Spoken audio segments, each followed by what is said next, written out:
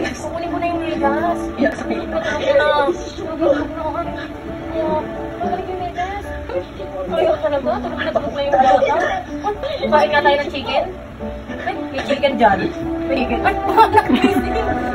Is Algerie Nian Garcia, and beside me is my golden, almost 3 years old golden retriever, Sturdy.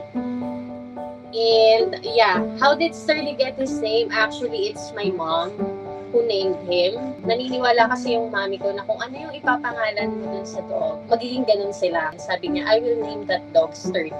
Kasi gusto ko strongly built siya, sobrang strong, parang hindi magkakasakit. So, yeah, it actually showed naman na talagang na-manifest na yung name niya. Very sturdy talaga.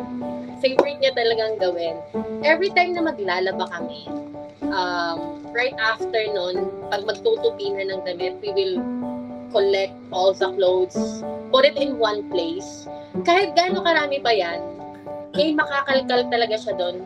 Very, one specific lang naman talaga yung kinukuha niya, which is medyas.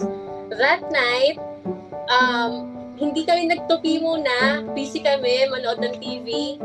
Tapos, etong big guy na to, sumingit pala dun sa mga tutupiin na damit at may nakuha na. Tapos ayaw niya talaga ibigay, ayaw niya talaga i-open yung mouth niya.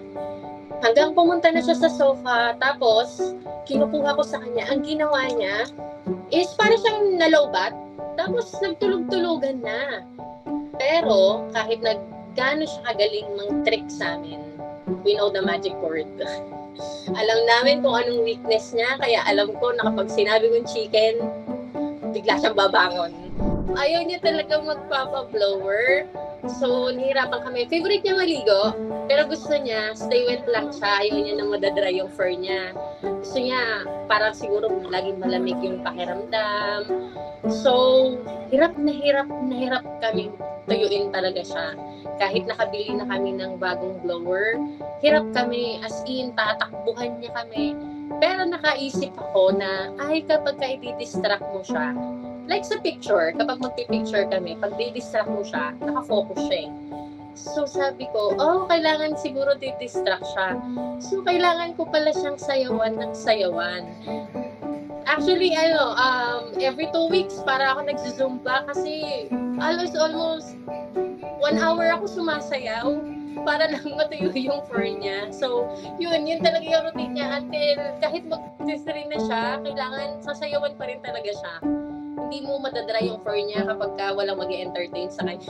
Sobrang playful talaga niya.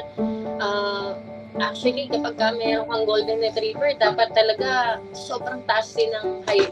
Sobrang taas talaga ng energy mo. Talagang dapat sasabayan mo talaga sila. So, kapag i-walking namin siya, dapat 3 talaga yung maghahawak. Kasi tatakbo siya ng mabilis na mabilis. Part na talaga sila ng family. Actually, hindi na ako sanay kapag sinasabi na dogs or anything kasi I address them as anak. Yung mother and father ko, ang tawag na nila sa mga dogs namin is apo. Ganon siya. Part na talaga siya ng family. Kaya nga kapag ina-address namin siya, yung bata, puntahan mo kasi doon, tumakbo sa ganito, sa ganyan. Hindi na sina-address, yung aso. We call them bata, anak, apo. Feeling ko, kung nakakapagsalita si Sturdy, ang sasabihin niya is, I love you, at saka thank you.